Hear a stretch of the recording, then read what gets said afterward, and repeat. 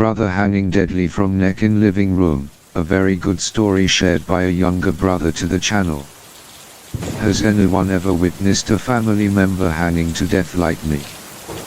I would like to tell my own story. That year I was in 11th grade, I remember it very clearly because my homeroom teacher taught math.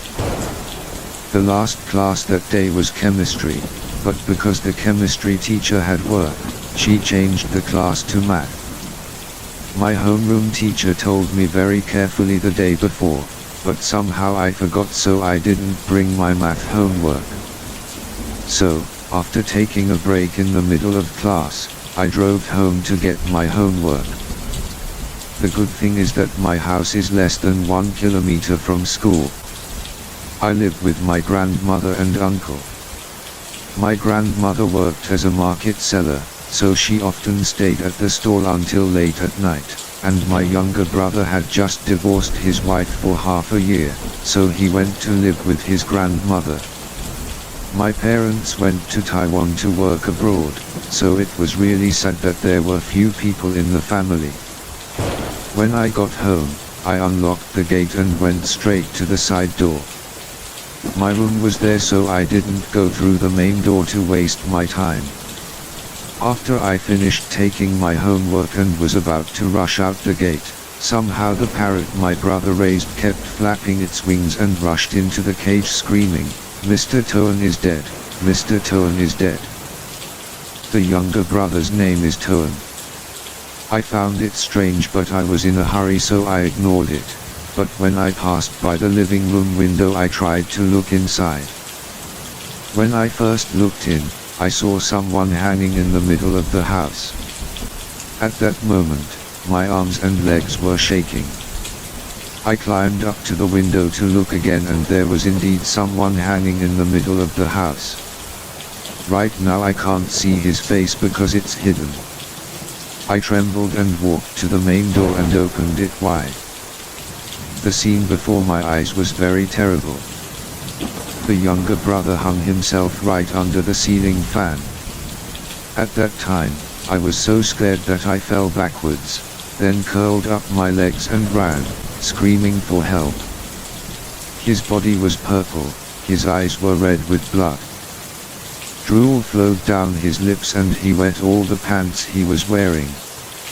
Surely he had prepared very carefully for his death, because he was wearing a white shirt and blue pants.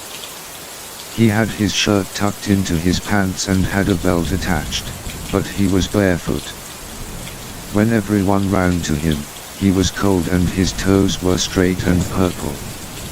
At that time, I was very scared, standing in the corner of the house daydreaming, not knowing if it was real or a nightmare. Just at this moment, the neighbor brought his grandmother home.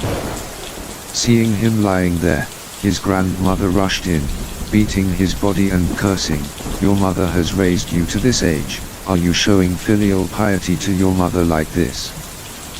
Why are you so ungrateful? Mom is so old and yet you haven't let her live a happy life yet." At this moment, my grandmother looked so pitiful, she cried so hard, then fainted, then woke up, then cried again. The neighbors had to appoint a few people to guard the house to prevent the worst from happening. As for me, I feel like a lost soul, thinking I feel sorry for you. Just the night before, he was sitting on the porch drinking alone. I saw you saying, "Come out and have a few drinks with me." I can't drink, so I just smile. I go to school early tomorrow, and I can't drink either.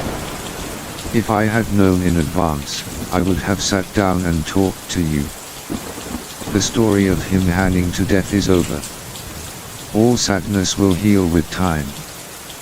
But I don't know if it's my shy mind's imagination or if it's real, but my brother keeps coming back.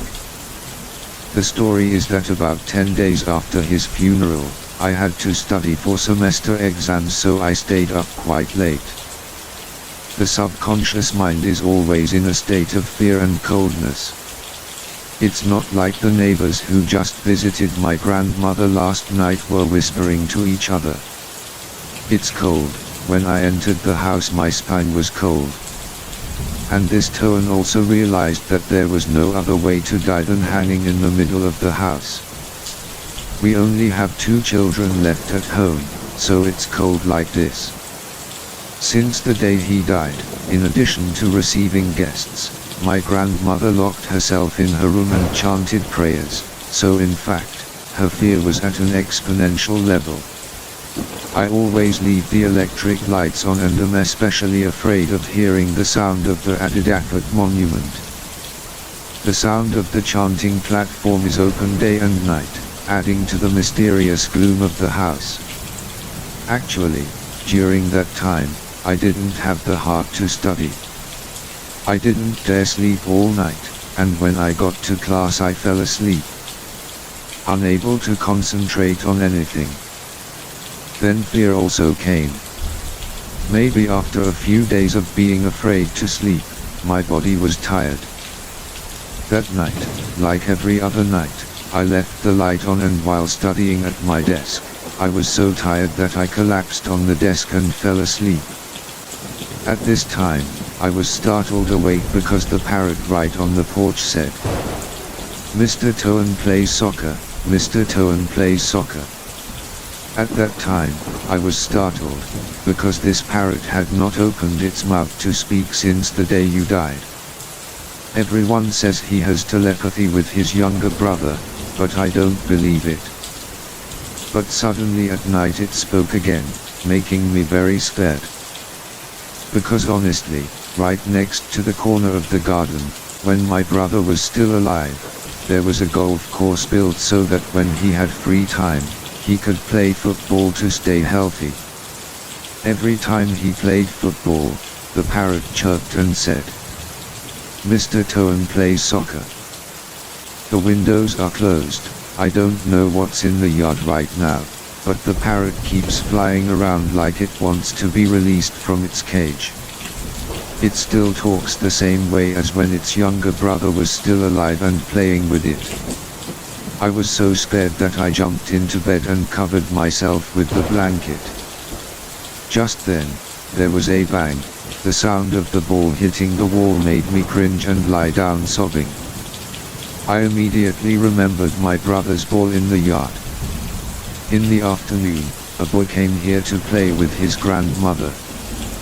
He picked it up to play with it, but my grandmother reminded him, "You can play but don't take it home, it's Uncle Toan's."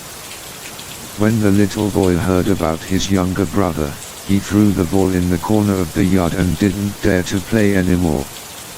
Now suddenly the ball seemed like someone was playing in the yard, making me really scared. Then another sleepless night. The next night I was in the same state, but this time I was woken up by the sound of the ceiling fan spinning. Because the ceiling fan had not been used for a long time, it lacked oil, and the sound of the fan spinning was screeching. When I opened my eyes and woke up, the house was dark. I was so scared that I jumped into bed and covered myself with the blanket. I know that the lights were turned off by my grandmother, but the sound of the fan spinning sounded like something heavy was being pressed down and it kept squishy. That sound lasted about 2 or 3 minutes then turned off. Then I heard footsteps walking back and forth outside the living room and then the sound of several wine glasses clinking together, just like when he was alive.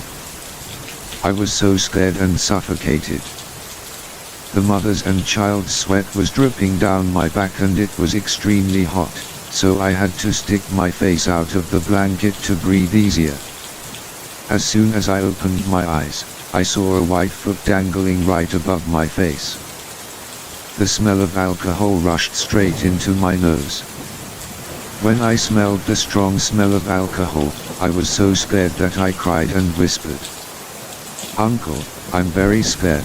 Please don't come back to scare me." Why am I afraid of the smell of alcohol? Let me explain to everyone. When he was shrouded, my grandmother held a bottle of sticky rice wine and rubbed it all over his arms, legs and face. At that time, Everyone stopped, but my grandmother said this. Every person who dies has a unique smell. Toan died young, but I don't know his smell. I'm old, my eyes are blurry, my hands and feet are shaky. I give it alcohol so that every time it comes to visit me, I can't see it, I just need to smell the alcohol to know it's home. I lay there really scared, my subconscious was very scared and panicked at that time. Things went on like that for nearly a month. I lost nearly 7 kilograms. People are always lethargic like an addict.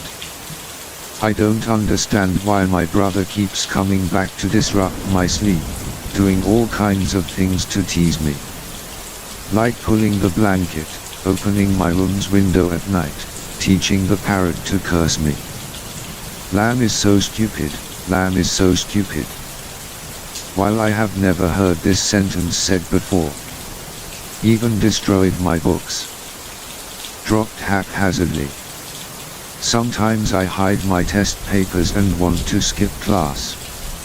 Until one day everything stopped when I cleaned up my books. I found the letter and money you left in my old books box. He asked me to pass it on to his wife and 2 children. Basically, he told his wife to keep the money for the 2 children's education, and if there was any remaining money, he would pay off some debts that the wife didn't know about. After giving the letter and money to your wife, I haven't encountered anything strange since then. I'm afraid that when people hear this, they will say that my younger brother is unfilial and doesn't think about his mother but only thinks about his wife and children. The story is that when the younger brother hanged himself, he left a letter right on the living room table, an amount of money for elderly care and funeral money. You must have felt awkward too, so you left the letter for me in my room.